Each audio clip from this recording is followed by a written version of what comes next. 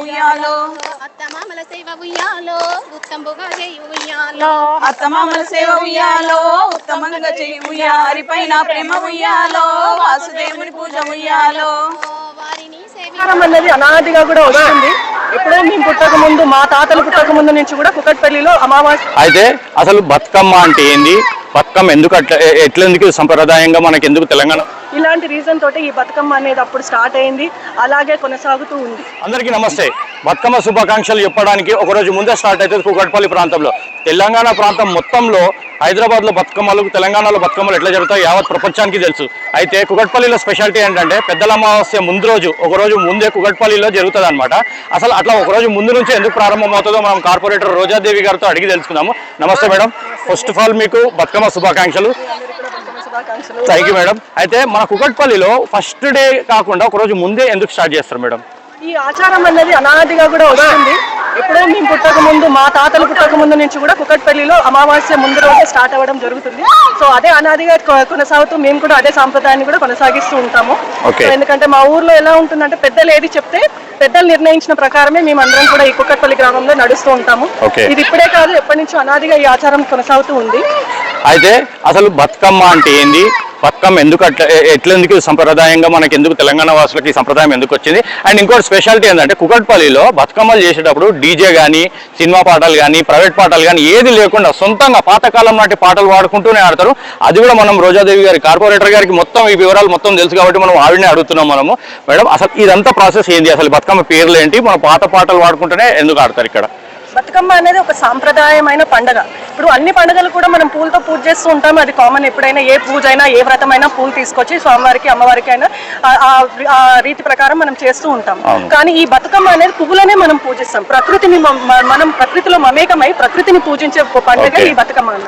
పూజించే పండుగ. పువ్వులనే ఒక దేవునిగా భావించి ప్రతి ఒక్క పువ్వు ప్రకృతిలో సహజంగా పెరిగే పువ్వులు. ఇప్పుడు ఈ ఆషాఢ మాసం వర్షం తర్వాత ఈ పువ్వులు ప్రకృతి సహజంగా వస్తాయి. గును పువ్వు కానీ, కట్ల పువ్వు కానీ, ఇలాంటి పువ్వులు, తంగేడు పువ్వు, ఇవన్నీ ఇప్పుడు పూజకు ఉపయోగించిన పువ్వులు ప్రకృతి ద్వారా మనకు.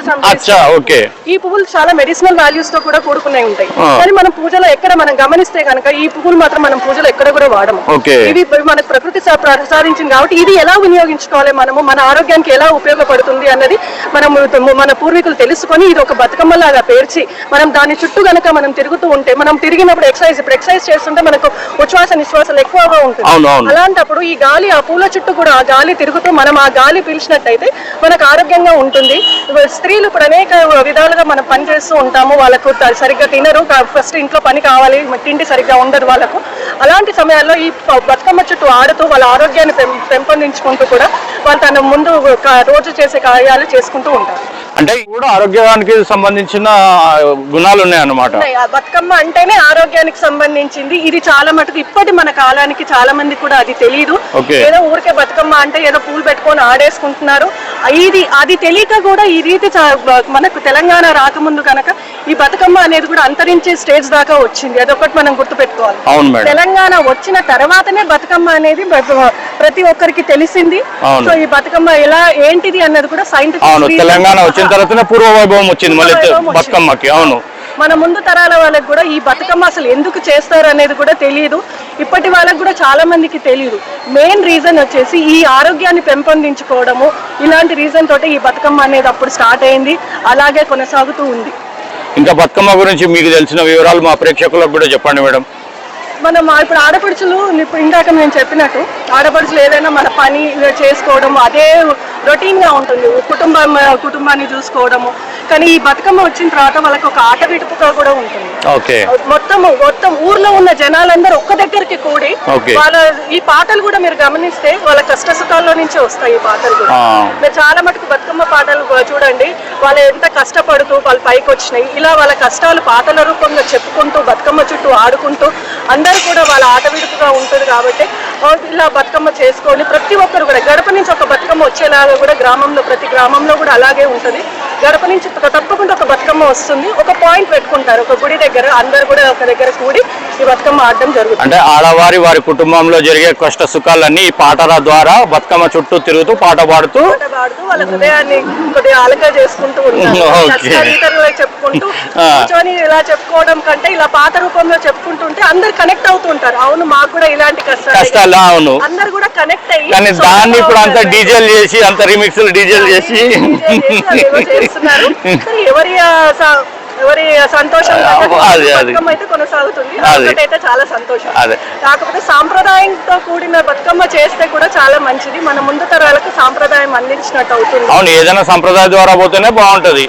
పాతకాలం పద్ధతులు అందుకే పెట్టారు. బతుకమ్మ ఈ డీజేలు కొంచెం తగ్గించి సాంప్రదాయబద్ధంగా పాటలు నేర్చుకొని పిల్లలకి నేర్పిస్తూ ముందు తరాలకు కూడా ఈ సాంప్రదాయం మనం అందించాలన్నది నా కోరిక. Okay, thank you madam. మనకి ఈ వివరాలన్నీ మీరు రోజాదేవి ద్వారా మీరు తెలుసుకున్నారని నేను అనుకుంటున్నాను.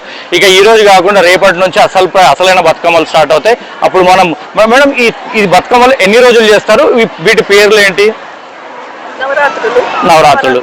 అలా ఈ సోమవారం దాకా కూడా ఈ బతుకమ్మలు కొనసాగుతూనే ఉంటాయి. రేపు అమావాస్య బతుకమ్మ, మొత్తం రాష్ట్రం అంతటా రేపు స్టార్ట్ అవుతుంది. ఇలాగే వచ్చే సోమవారం దాకా 9 రోజులు బతుకమ్మ చేసి లాస్ట్ సోమవారం నాడు పెద్ద బతుకమ్మ, సద్దుల బతుకమ్మ అంటారు. సో అలా సద్దుల బతుకమ్మ చేసి, ఇంకొకటి చెప్తాను, సద్దుల బతుకమ్మ మా కుకట్పల్లిలో జరిగినంత వైభవంగా ఎక్కడా కూడా జరగదు. అవును, మీరు తెలంగాణ వచ్చిన తర్వాతనే అందరికి బతుకమ్మ అనేది తెలుసు. కానీ కుకట్పల్లిలో మాత్రం కొన్ని తరాల బట్టి కూడా మీరు బతుకమ్మలు చూస్తే అదే విధంగా కొనసాగుతూ ఉంది. పెద్ద బతుకమ్మ రాజు నేను కోరుతున్నాను, ఎక్కడ వాళ్ళైనా వచ్చి మా కుకట్పల్లిలో చూడండి, ఇక్కడ జరిగినంత వైభవంగా ఎక్కడ కూడా జరగదు. మన కుకట్పల్లి శాసనసభ్యులు మాధవరం కృష్ణారావు గారి ఆధ్వర్యంలో ఆ రోజు చాలా పెద్ద ఎత్తున మన ఐడియల్ చెరువు దగ్గర, రంగనాయక చెరువు కదా, చాలా పెద్ద ఎత్తున కూడా జరగడం జరుగుతుంది. ఈ ఏర్పాట్లు కూడా వారు స్వయంగా దగ్గరుండి వారి మహిళలకు ఏ ఇబ్బంది లేకుండా వారి దగ్గరుండి ఏర్పాట్లన్నీ చేయడం కూడా జరిగింది. సో మాకు మా ఎమ్మెల్యే గారు ఇలా చేయించడము మాకు చాలా సంతోషంగా ఉంది. సో మేము కూడా వారికి చాలా రుణపడి ఉంటాము. నేను అందరినీ కోరుతున్నాను, ఆ రోజు బతుకమ్మ రోజు వచ్చి మా కుకట్పల్లి వైభవం చూడాలని కూడా. అవును, ట్యాంక్ బండ్ లోనే కాదు, కుకట్పల్లి చెరువు కట్ట మీద కూడా చాలా ఘనంగా జరుగుతుంది. ఇది ప్రతి సంవత్సరం గత 10 ఏళ్ల నుంచి, తెలంగాణ వచ్చినప్పటి నుంచి 10 ఏళ్ల నుంచి ఇక్కడ శాసనసభ్యులు మాధవరం కృష్ణారావు గారి ఆధ్వర్యంలో ప్రతి ఒక్క మహిళ ఇంటి నుంచి బతుకమ్మ తీసుకొచ్చి ఇక్కడ ఆడతారు. అసలు అది చూస్తే కన్నుల పండుగ ఉంటుంది. శ్రీరామచంద్రుడు ఉయ్యాలో తానే గెలిచిండు ఉయ్యాలో, శ్రీరామచంద్రుడు ఉయ్యాలో తానే గెలిచిండు ఉయ్యాలో, పీటగట్టుమని ఉయ్యాలో బొంకి పోరాదు ఉయ్యాలో, పీటగట్టుమని ఉయ్యాలో బొంకి పోరాదు ఉయ్యాలో, నీవు గెలిస్తేని ఉయ్యాలో, నీవు గెలిచినట్టు ఉయ్యాలో, నేను గెలిస్తేను ఉయ్యాలో, నువ్వు గెలిచినట్టు ఉయ్యాలో, ఎంత చెప్పినా గాని ఉయ్యాలో వినకున్నదమ్మ ఉయ్యాలో, ఎంత చెప్పినా గాని ఉయ్యాలో వినకున్నదమ్మ ఉయ్యాలో, కోసలా దేశపు ఉయ్యాలో కోమలి సీతమ్మ ఉయ్యాలో, కోసలా దేశపు ఉయ్యాలో కోమలి సీతమ్మ ఉయ్యాలో, కళ్యాణం నాడు ఉయ్యాలో జనకుడు ఇచ్చిన ఉయ్యాలో, కళ్యాణం నాడు కళ్యాణం నాడు ఉయ్యాలో పెట్టిన బటువు ఉయ్యాలో, 10,000 బటువులు ఉయ్యాలో పుచ్చుకోవే తల్లి ఉయ్యాలో, 10,000 బటువులు ఉయ్యాలో పుచ్చుకోవే తల్లి ఉయ్యాలో, హెచ్చుగా గుర్రాలు ఉయ్యాలో